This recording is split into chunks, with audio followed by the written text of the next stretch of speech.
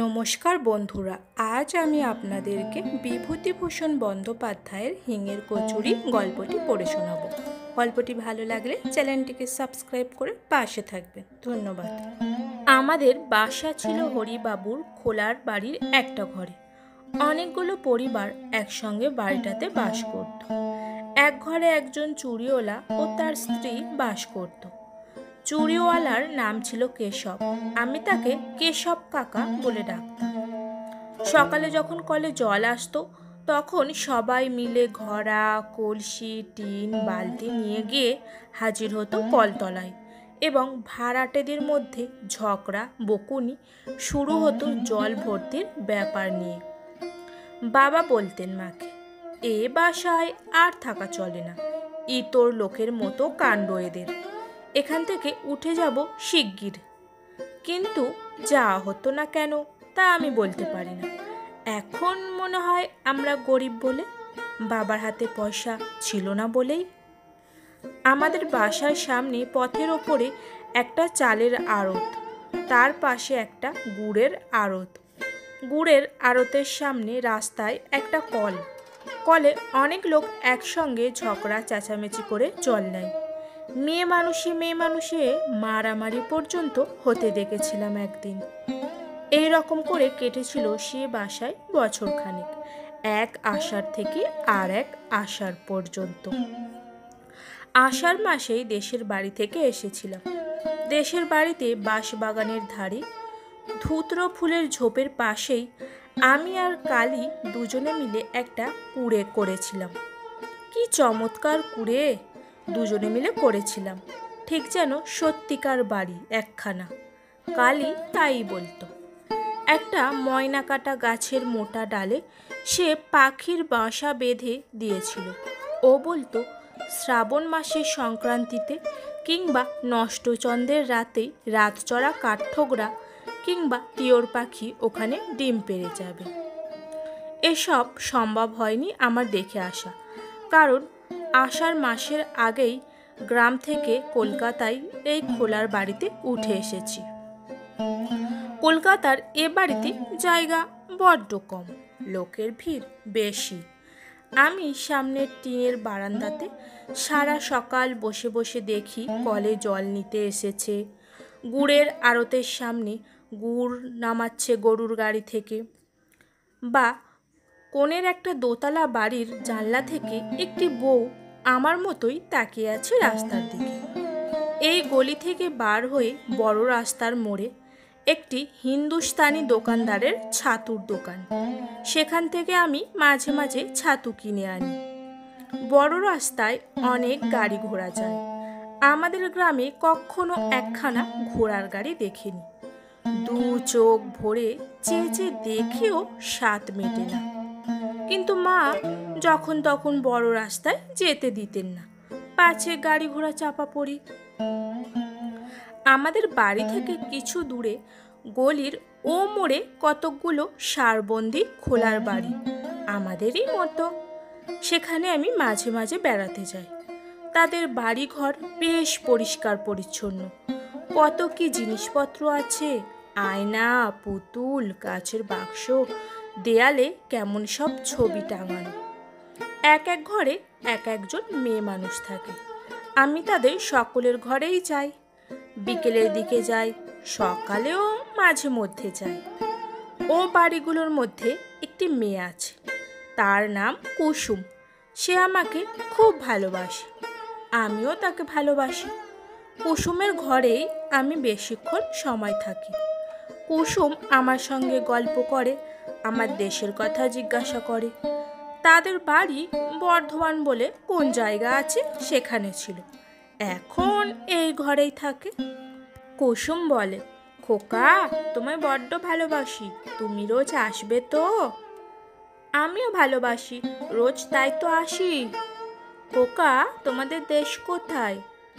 আশিডিং, যশোর জেলা। কলকাতায় আগে কখনই আসনি বুঝি? না। বিকেলবেলা কুসুম চমৎকার সাজগোজ করত, কপালে টিপ পরতো, মুখে ময়দার মতো গুঁড়ো মাখত, চুল বাঁধত। কি চমৎকার মানাতো ওকে! কিন্তু এই সময় কুসুম আমাকে তার ঘরে থাকতে দিত না, বলতো, তুমি এবার বাড়ি যাও, এবার আমার বাবু আসবে। প্রথমবার তাকে বলেছিলাম, বাবুকে, সে আছে, সে তুমি বুঝবে না, এখন তুমি বাড়ি যাও তো। আমার অভিমান হতো, বলতাম, আসুক বাবু, আমি থাকবো, কি করবে বাবু আমার? না না, চলে যাও, তোমার এখন থাকতে নেই। অমন করে না, লক্ষ্মীটি। বাবু তোমার কে হয়, ভাই? সে তুমি বুঝবে না, এখন যাও দেখি বাড়ি।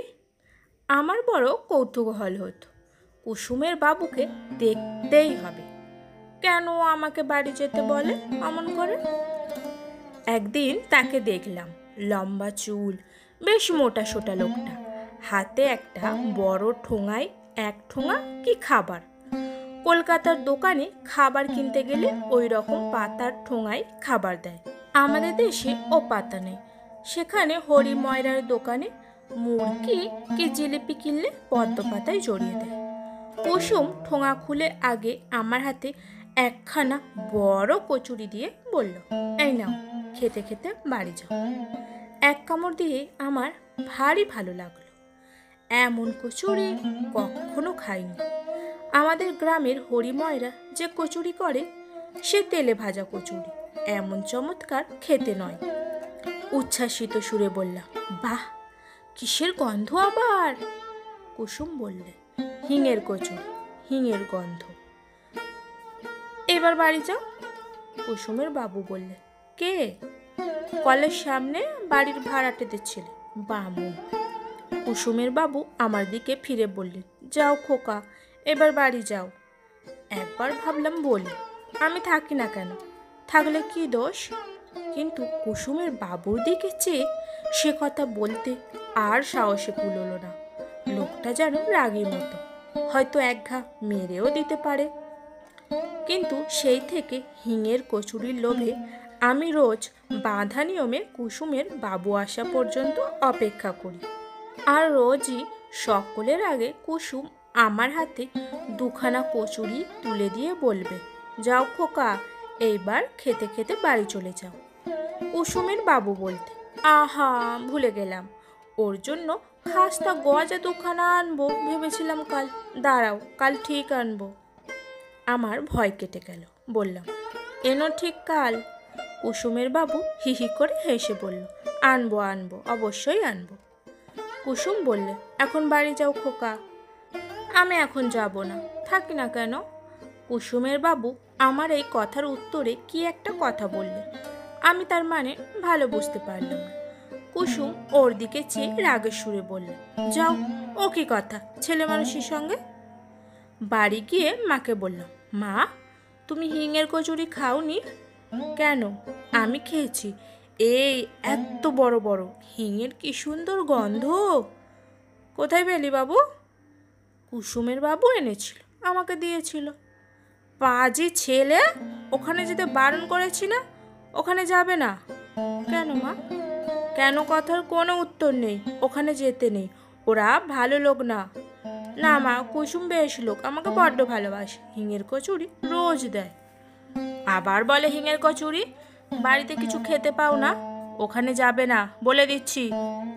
কুসুমের বাড়ি এরপর আর দিন দুই আদেও গেলাম না, কিন্তু থাকতে পারি না না গিয়ে। আবার মাকে লুকিয়ে গেলাম একদিন। কুসুম বললে, আসনি কেন তুমি? মা বারণ করে। তবে তুমি এসো না, মা আবার বকবে। আসিনি তো দুদিন। আবার এলে যে খোকা, তোমায় ভালোবাসি তাই এলাম। ওরে আমার সোনা, তুমি না এলে আমারও ভালো লাগে না, তুমি না এলে তোমার জন্য মন কেমন করে। আমারও। কি করব, তেমন কপাল করিনি। তোমার মা তোমায় পাছে বকবেন তাই ভাবছি। মাকে বলবো না, আমার মন কেমন করে না বুঝি। আমি এখন যাই। সন্ধ্যের সময় এসো খোকা। ঠিক আসবো। কুসুমের সঙ্গে চুক্তি অনুযায়ী সন্ধ্যার সময় যায়। কুসুমের বাবু এসে আমায় দেখে বললে, এই যে ছোকরা, কদিন দেখিনি কেন? সেদিন তোমার জন্যে খাস্তা গজা নিয়ে এলাম, তা তোমার অদৃষ্টি নেই। দাও গো, ওকে দুখানা কচুরি দাও। গজা কাল এনো, আনবো গো বামুন ঠাকুর, ফলারে বামুন, কাল অমৃতি জিলিপি আনবো। খেয়েছো অমৃতি? না, কাল আনবো। এসো বেশি, কাউকে বলো না কিন্তু, মা শুনলে আসতে দেবে না। তোমার মা বকেন বুঝি এখানে এলে? কুসুম তাড়াতাড়ি বললে, আরে ওর কথা বাদ দাও, ছেলে মানুষ, ওর কথার মানে আছে? তুমি বাড়ি যাও আজ খোকা, এই নাও কচুরি, খেতে খেতে যাও। না, এখানে খেয়ে জল খেয়ে যায়, না হলে মা টের পেয়ে যাবে। এখানে তোমাকে জল দেবে কে? রাস্তার কল থেকে জল খেয়ে নাও। কুসুমের বাবু বললে, কেন, ওকে জল দেবে না কেন? কি হবে দিলে? কুসুম ঝাঁঝের সুরে বললে, তুমি থামো, বামুনের ছেলেকে হাতে করে জল দিতে পারবো? এই জন্মের এই শাস্তি, খাবার দিই হাতে করে, তাই যথেষ্ট। আমার মনে মনে বড় অভিমান হলো কুসুমের ওপর। কেন, আমি কি এতটাই খারাপ যে আমাকে হাতে করে জল দেওয়া যায় না? আমি চলে আসবার সময় কুসুম বারবার বললে, কাল সকালে কিন্তু ঠিক এসো, কেমন? আমি রাগে কথা কইলাম না। পরদিন সকালে গিয়ে দেখি কুসুম বসে সজনে ডাঁটা কুটছে। আমায় বললে, এসো খোকা, তোমার সঙ্গে আড়ি। ও মা, সে কি কথা, কি করলাম আমি? তুমি যে বললে জল দেওয়া যায় না আমাকে, জল খেতে দিলে না যে কালকে। এই বসো বসো খোকা, সে তুমি বুঝবে না, তুমি বামুন, তোমাকে জল আমরা দিতে পারিনি, বুঝলে? কুলের আচার করছি, খাবে? এখনো হয়নি, সবে কুলে গুড় দিয়ে মেখেছি। এইভাবে কুসুমের সঙ্গে আবার ভাব হয়ে গেল।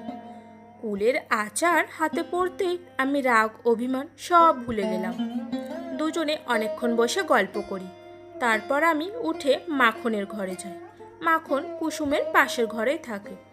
ওর ঘরটিতে যে কত রকমের পুতুল দিয়ে সাজানো, বাবা!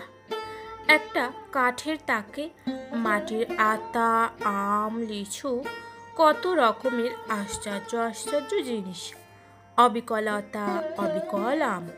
মাখন বলল, এসো খোকা, ওসব মাটির জিনিসে হাত দিও না, বসো এখানে, বসো, ভেঙে যাবে। আচ্ছা, তুমি তামাক খাও কেন? মাখন হাসি মুখে বলে, আরে শোনো কথা, তামাক খায় না লোকে, মেয়ে মানুষে খায় বুঝি? কই, আমার মা তো খায় না, বাবা খায়। শোনো কথা, যে খায় সে খায়। কুসুমের বাবু আমায় খাস্তা গজা দেবে। ও আচ্ছা আচ্ছা, তোমার বাবু কোথায়? মাখন মুখে আঁচল চাপা দিয়ে হেসে গড়িয়ে পড়ল।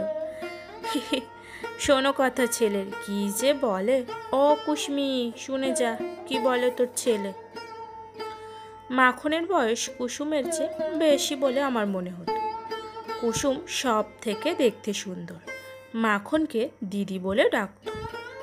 কুসুম এসে হাত ধরে আমাকে ওর ঘরে নিয়ে গেল। কুসুম আমায় বারণ করেছিল আর কারোর ঘরে যেতে। আমি প্রকৃতিপক্ষে যেতাম খাবার লোভে, কিন্তু অন্য মেয়েদের ঘরের বাবু কখন আসতো কি জানি, সুতরাং সে বিষয়ে আমায় হতাশ হতে হয়েছিল। কুসুম আমায় ঘরে নিয়ে গিয়ে বকলে, বললে, অত শত কথায় তোমার দরকার কি শুনি? তুমি ছেলে মানুষ, কোনো ঘরে যেতে পারবে না, বসো এখানে। আমি প্রভার কাছে যাব। কেন, সেখানে কেন? যা তা বলবে সেখানে গিয়ে আবার, না? বোকা ছেলে, খাওয়ার লোভ না, এই তো দিলাম কুলচুর। আমি আশ্চর্য হওয়ার সুরে বললাম, আমি চেয়ে খাই না, প্রভাকে জিজ্ঞেস করো। বেশ, দরকার নেই প্রভার কাছে গিয়ে, একটিবার যাবো আর আসবো। সত্যি বলতে প্রভার ঘরে যাওয়ার কারণ ততটা লোভ নয়, যতটা একটা টিয়া পাখি। টিয়া পাখিটি বলে, রাম রাম, কে এলে? দূর বেটা, কাকিমা কাকিমা। আমি ঢুকে দাঁড়ালেই বলল, কে এলে? আমি বললাম, আমার নাম বাসুদেব। আমি হেসে উঠলাম, ভারী মজা লাগে ওর বুলি শুনতে, অবিকল মানুষের গলার মতো কথা। কে এলে, কে এলে? প্রভা বাইরে থেকে বললে, কে ঘরের মধ্যে? ও রান্নাঘরে রাঁধছিল, খুন্তি হাতে ছুটে এসেছে, খুন্তিতে ডাল লেগে রয়েছে। আমি হেসে বললাম, মারবে নাকি? ওহ, তুমি পাগলা ঠাকুর, তাই বলো। আমি বলি, কে এলো দুপুরবেলা ঘরে? তোমার ঘরে কুলচুর নেই? কুসুম আমায় কুলচুর দিয়েছে, খুব ভালো খেতে। কুসুমের বড় নোক বাবু আছে, আমার তো তা নেই। কোথা থেকে কুলচুর আমচুর করব? কুসুমের বাবু আমায় গজা দেবে বলেছে। কেন দেবে না? মোড়ের অত বড় দোকানখানা কুসুমের পায়ে সঁপে দিয়ে বসেছে, ওখানকার কথা ছেড়ে দাও। ভয়ে ভয়ে বললাম, প্রভা, রাগ করো না আমার উপর। না না, রাগ করবো কেন? দুঃখের কথা বলছি। 15 বছর বয়সে কপাল পুড়লে ঘর থেকে বেরিয়েছিলাম। কেন ঘর থেকে বেরিয়েছিলে? সেসব দুঃখের কথা তোমার সঙ্গে বলে কি হবে? তুমি কি বুঝবে? বসো, আমার ডাল পুড়ে গেল, গল্প করলে পেট ভরবে না। এসো রান্নাঘরে। প্রভার রং কালো, খুব মোটা সোটা, নাকের উপর কালো ভোমরার মতো একটা আঁচল। প্রভা একদিন আমাকে গরম জিলিপি আর মুড়ি খেতে দিয়েছিল। ওর ঘরে অত জিনিসপত্র নেই, ওই খাঁচায় পোষা টিয়া পাখিটি ছাড়া। প্রভা রান্না করছে চালতার অম্বল। একটা পাথর বাটিতে চালতা ভেজানো। চালতা অনেক দিন খায়নি, দেশে থেকে এসে পর্যন্ত নয়। সেখানে আমাদের মাঠে তালপুকুরের ধারে বড় গাছে কত চালতা পেকে আছে এ সময়। বললাম, চালতে পেলে কোথায় প্রভা? বাজারে। আবার কোথায়? বেশ চালতাখানা। প্রভা আর কিছু বললে না, নিজের মনে রাঁধতে লাগলে। আমি বললাম, তোমার বাবা মা কোথায়?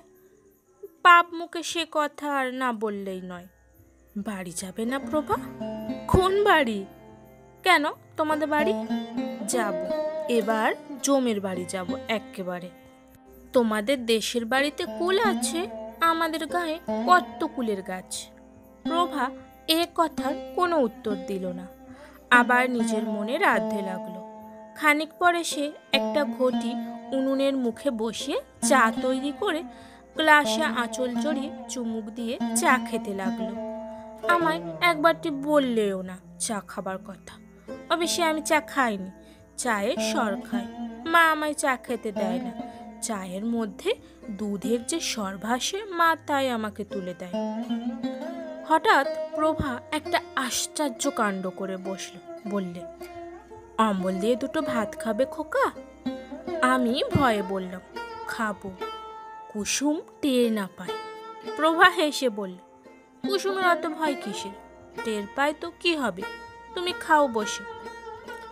আমি সবে চালতার অম্বল দিয়ে ভাত মেখেছি, এমন সময় কুসুমের গলার শব্দ শোনা গেল। ও প্রভাদি, বামুনের সেই খোকা তোমাদের এখানে এসেছে? ওকে বাড়ি পাঠিয়ে দিই। কতক্ষণ এসেছে বাবা, পরের ছেলে। আমি এঁটো হাতে দৌড়ে উঠে রান্নাঘরের কোণে লুকিয়ে রইলাম। প্রভা কিছু বলবার আগে কুসুম ঘরের মধ্যে ঢুকে আমাকে দেখতে পেল। বললে, ও কি, কোণে দাঁড়িয়ে কেন খোকা? লুকোনো হলো বুঝি? এ ভাত কে মেখেছে অম্বল দিয়ে? হ্যাঁ? প্রভার দিকে চেয়ে আশ্চর্য হয়ে বললে, আচ্ছা প্রভাদি, ও না হয় ছেলে মানুষ, পাগলা। তোমার কি কাণ্ডজ্ঞান হারিয়ে গেল? কি বলে তুমি ওকে ভাত দিয়েছো খেতে? প্রভা অপ্রতিভ হয়ে বললে, কেবল চালতা চালতা করছিল, তাই ভাবলাম অম্বল দিয়ে দুটি ভাত। না, ছি, চলো আমার সঙ্গে খোকা, এ জন্মের এই শাস্তি আমাদের। আবার তা বাড়াবো বামুনের ছেলেকে ভাত দিয়ে? চলো, হাত এঁটো নাকি, খেয়েছো বুঝি? আমি সলজ্জ সুরে বললাম, না। চলো হাত ধুইয়ে দিই। কুসুম এসে আমার হাত ধরে বাইরের দিকে নিয়ে যাবার উদ্যোগ করতে লাগলো। প্রভা বললে, আহা, মুখের ভাত কটা খেতে দিলিনি ওকে? সবে অম্বল দিয়ে দুটো মেখেছিল ছেলেটা। না, আর খেতে হবে না, চলো। মায়ের শাসনের চেয়েও যেন কুসুমের শাসন বেশি হয়ে গেল। মুখের ভাত ফেলেই চলে আসতে হলো। উঠোনের এক পাশে নিয়ে গিয়ে আমার হাত ধুইয়ে দিতে দিতে বললেন, তোমার অত খাই খাই বাই কেন খোকা? ওদের ঘরে ভাত খেতে নেই সে কথা মনে নেই তোমার? ছি ছি, ও বেলা কচুরি দেব এখন খেতে। আর কখনো অমন খেও না। তাও বলি, এ না হয় ছেলে মানুষ, তুমি বুড়ো ধাড়ি, তুমি কি বলে বামুনের ছেলের পাতে? ছি ছি, লোকেরও বলিহারি যায়। বলা বাহুল্য প্রভা এসব কথা শুনতে পায়নি, সে এদিকেও ছিল না। বললাম, মাকে যেন বলে দিও না। হ্যাঁ, আমি যাই তোমার মাকে বলতে, আমার তো খেয়ে দে কাজ নেই। বললে মা মারবে কিন্তু। মার খাওয়াই ভালো তোমার, তোমার নোলা জব্দ হবে তাহলে। বাড়ি ফিরতে মা বললেন, কোথায় ছিলি? ওই মোড়ে। আর কোথাও যাসনি তো? না। একদিন কিন্তু ধরা পড়ে গেল, সেদিন দোষটা কুসুমেরই। সে আমাকে বললে, চলো খোকা বেড়াতে যাই। যাবে? বিকালবেলা, রোদ বেশি নেই, ট্রাম লাইনের উপরে যেতে দেখে আমি সভয়ে বললাম, মা বড় রাস্তা পার হতে দেয় না, বারণ করেছে। চলো, আমি সঙ্গে আছি, ভয় নেই। বড় রাস্তা পার হয়ে আর কিছু দূরে একটা খোলার বস্তির মধ্যে আমরা ঢুকলাম। একটা সরু গলির দুধারে ঘরগুলো। যে বাড়িতে আমরা ঢুকলাম সেখানেও সবাই মেয়ে মানুষ, পুরুষ কেউ নেই। একজন মেয়ে বললে, আইলো কুসমি, কতকাল পেয়ে রে। বাবা, আমাদেরও কি নার নাগর নেই, তা বলে অমন করে ভুলে থাকতে হয় ভাই। আমার দিকে চেয়ে বললে, এ খোকা আবার কি, বেশ সুন্দর দেখতে তো। বামুনদের ছেলে, আমাদের গলিতে থাকে, আমার বড় ন্যাওটা দিদি। বাহ, বসো খোকা বসো। ও ছেলের শুধু খাই খাই ভাই, খেতে দাও তো খুব খুশি। তাই তো, কি খেতে দিই? ঘরে কুলের আচার আছে, দেব? আমি অমনি কিছু না ভেবে বলে উঠলাম, কুলের আচার বড্ড ভালোবাসি। কুসুম মুখ ঝামটা দিয়ে বললে, তুমি কি না ভালোবাসো, খাবার জিনিস হলেই হলো। না ভাই, ও সর্দি কাশি হয়েছে, ও ওসব খাবে না, থাক। আমার মনে ভয়ানক দুঃখ হলো, কুসুম খেতে দিলে না কুলচুর। কখন হলো আমার সর্দি কাশি? কুলচুর আমি কত ভালোবাসি। খানিকটা সে বাড়িতে বসবার পরে আমরা অন্য একটা ঘরে গেলাম। তারাও আমাকে দেখে নানা কথা জিজ্ঞেস করতে লাগলো। বাড়ির তৈরি সুজি খেতে দিল একখানা রেকাবি করে, তাও কুসুম আমায় খেতে দিলে না, আমার নাকি পেটের অসুখ। সন্ধ্যের খানিকটা আগে আমাকে নিয়ে কুসুম বড় রাস্তার ট্রাম লাইন পার হয়ে এপারে এলো।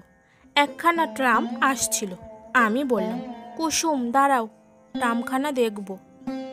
সন্ধে হয়েছে, তোমার মা বকবে খোকা, চলো বাড়ি যাই। বকুক, ইস, ছেলের যে ভারী বৃদ্ধি।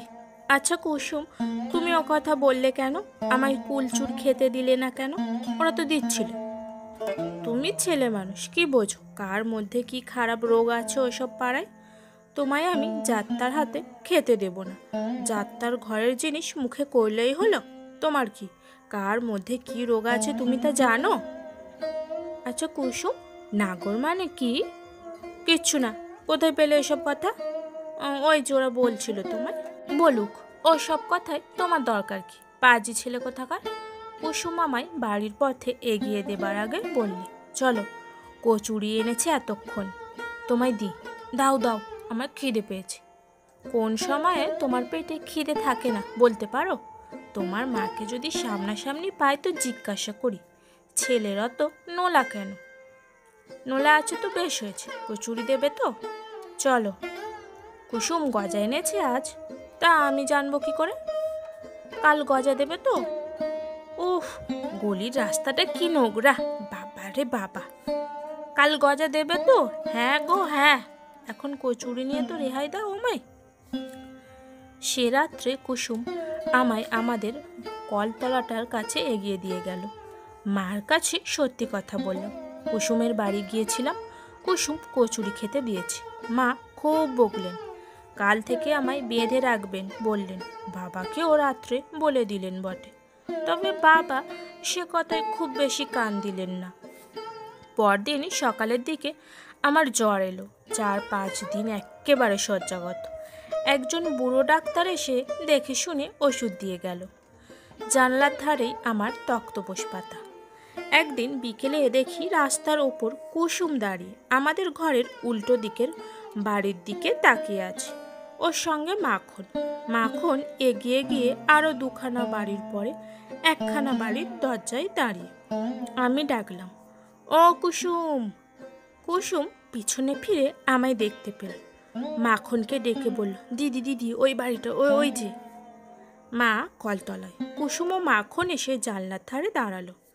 কুসুম বললে, কি হয়েছে তোমার, যাও না কেন খোকা? মাখন বললে, কুসমি ভেবে মরছে, বলে বামুন খোকার কি হলো। আমি তাই বললাম, চলো দেখে আসি। আমার জ্বর হয়েছে আজ 5 দিন। কুসুম বললে, তোমার মা কোথায় খোকা? কুসুম, তুমি চলে যাও, মা দেখতে পেলে আমায় আর তোমাদের ঘরে যেতে দেবে না। আমি সেরে উঠেই যাব, চলে যাও তোমরা। ওরা চলে গেল। কিন্তু পরদিন বিকেলে আবার কুসুম এসে রাস্তার ওপর দাঁড়ালো। নিচু সুরে বলল, যাবো? মা ঘরে নেই, বদ্রীনাথদের বাড়ি ঢাল মেপে নিতে গিয়েছি। আমি জানি, এই গেল একটু আগে আমায় বলে গেল, ছোট খোকার দুধটা দেখিস তো যেন বেড়ালে খায় না। আমি বদ্রীনাথদের ঘর থেকে ডাল মেপে নিয়ে আসছি। হাত দেখিয়ে বললাম, এসো এসো। ও জানলার বাইরে দাঁড়িয়ে বললে, কেমন আছো? ভালো। কাল ভাত খাবো। 2টো কমলা লেবু এনেছিলাম, দেবো? দাও তাড়াতাড়ি তাড়াতাড়ি। খেও। হ্যাঁ। অসুখ সারলে যেও, যাবো। খোকা, তুমি কাল ভাত খাবে? হ্যাঁ, বাবা বলেছে কাল ভাত খাবো। কাল আবার আসবো, কেমন তো? এসো। আমি না বললে জানলার কাছে এসো না কিন্তু। তাই করব, আমি রাস্তায় চুপ করে দাঁড়িয়ে থাকবো। শীষ দিতে পারো? উহ, আমি হাত দেখালে এসো। পরের 2 দিন কুসুম ঠিক আসতো বিকেলবেলা। একদিন প্রভা দেখতে চেয়েছিল বলে ওকেও সঙ্গে করে এনেছিল। প্রভাও 2টো কমলা লেবু দিয়েছিল আমায়। মিথ্যে কথা বলবো না, বালিশের তলায় লেবু লুকিয়ে রেখে দিতাম। মা ঘরে না থাকলে খেয়ে ছিবড়ে ফেলে দিতাম রাস্তার ওপর ছুঁড়ে। সেরে উঠে 2 দিন কুসুমের বাড়ি গিয়েছিলাম। তারপরেই এক ব্যাপার ঘটল, তাতে আমাদের কলকাতার বাসা উঠে গেল। আমরা আবার চলে এলাম আমাদের দেশের বাড়িতে। মা একদিন সোডা ওয়াটারের বোতল খুলতে গিয়ে হাতে কাঁচ ফুটিয়ে ফেললে। সে এক রক্তারক্তি কাণ্ড। হাতের কবজি থেকে ফিনকি দিয়ে রক্ত ছুটতে লাগলো। বাসার সব লোক ছুটে এলো বিভিন্ন ঘর থেকে। কোণের ঘরের বিপিনবাবু এসে মার হাতে কি একটা ওষুধ দিয়ে বেঁধে দিলে, কিন্তু মায়ের হাত আর সারল না। ক্রমে হাতের অবস্থা খুব খারাপ হয়ে উঠল। মা আর রান্না করতে পারেন না, যন্ত্রণায় কাঁদেন রাতে। ডাক্তার এসে দেখতে লাগলো। আমার মামার বাড়ির অবস্থা ভালো। চিঠি পেয়ে মেজো মামা এসে আমাদের সকলকে নিয়ে চলে গেলেন মামার বাড়িতে। আষাঢ় মাসের শেষ, তাল 2-1টা পাকতে শুরু হয়েছে। মামার বাড়ির গ্রামে মস্ত বড় একটা পুকুর আছে মাঠের ধারে। তার পাড়ে অনেক বড় বড় তাল গাছ। আমি বেড়াতে গিয়ে প্রথম দিনই একটা পাকা তাল কুড়িয়ে পেলাম, বেশ মনে আছে। মার হাত সেরে গেলে মামার বাড়ি থেকে চলে এলাম। ভাদ্র মাসের আমরা আমাদের দেশের বাড়িতে চলে এলাম। কলকাতায় আর যাওয়া হলো না। বাবাও সেখানকার বাসা উঠিয়ে দেশে চলে এলেন। সুদীর্ঘ 30 বছরের পরের কথা। কলকাতার মেসে থাকি, আপিসে কেরানিগিরি করি। দেশের বাড়িতে স্ত্রী পুত্র থাকে। আমার পুরনো কলেজের আমলের বন্ধু শিপতির সঙ্গে বসে ছুটির দিনটা কি একটা গল্প করতে করতে শিপতি বলল, কাল ভাই সন্ধ্যার পর প্রেমচাঁদ বড়াল স্ট্রিট দিয়ে আসতে আসতে বাবা, দুধারে মুখে রং মেখে হরি বল হরি। আমিও দেখেছি, ওই পথ দিয়েই তো আসি। আমি কিন্তু ওদের অন্য চোখে দেখি, ওদের খুব চিনি। ওদের ঘরে একটা সময় যথেষ্ট যাতায়াত ছিল। আমার বন্ধু আশ্চর্য হয়ে বলল, তোমার? হ্যাঁ ভাই, আমার মায়েরই বলছি। যা, বিশ্বাস হয় না। আচ্ছা চলো আমার সঙ্গে এক জায়গায়, প্রমাণ করে দেব। বছর 15 আগে একবার নন্দরাম সেনের গলি খুঁজে বার করে মাখনের বাড়ি যায়। কুসুম প্রভা কেউ ছিল না। ওদের দলের মধ্যে মাখনই একমাত্র সেই খোলার বাড়িতে ছিল তখনও। শিপতিকে নিয়ে আমি চলে গেলাম নন্দরাম সেনের গলিতে। মাখন এখনো সেই বাড়িতেই আছে, একেবারে সনের নুড়ি চুল মাথায়, যক্ষী বুড়ির মতো চেহারা, একটিও দাঁত নেই মাড়িতে। আমি যেতে মাখন বলল, এসো এসো, ভালো আছো? চিনতে পারো মাখন? ও মা, তোমায় আর চিনতে পারবো না? আমাদের চোখের সামনে মানুষ হলে ভালো কথা। কুসুমের খোঁজ পেয়েছি। কোথায়? শোভা বাজার স্ট্রিটে একটা মেষ বাড়িতে ছিগিরি করে। ঢুকেই বাঁহাতি, মন্দিরের পাশে ভাঙা দোতলা। আমায় সেদিন নিয়ে গিয়েছিল মন্দিরে নীলের পুজো দিতে, তাই আমায় দেখালে। শ্রীপতিকে নিয়ে সে মেষ বাড়ি খুঁজে বার করলাম। সন্ধে তখন হয়নি। নিচে রান্নাঘরে ঠাকুরকে বললাম, তোমাদের ঝি কোথায় গেল? বাজারে গিয়েছে বাবু, এক্ষুনি আসবে। কেন? দরকার আছে। তার নাম কুসুম তো? হ্যাঁ বাবু। একটু পরে একজন লম্বা রোগা ঝি শ্রেণীর মেয়ে মানুষ সদর দরজা দিয়ে ঢুকে রান্নাঘরের সামনে এসে দাঁড়ালো। ঠাকুর বললে, ও কুসুম, এই বাবুরা তোমায় খুঁজছেন। আমি ঝিয়ের দিকে অবাক হয়ে চেয়ে রইলাম। বাল্যদিনের সেই সুন্দরী কুসুম এই? মাখনের মতো অত বুড়ি না হলেও কুসুমও বুড়ি। বুড়ি ছাড়া তাকে আর কিছু বলা যাবে না।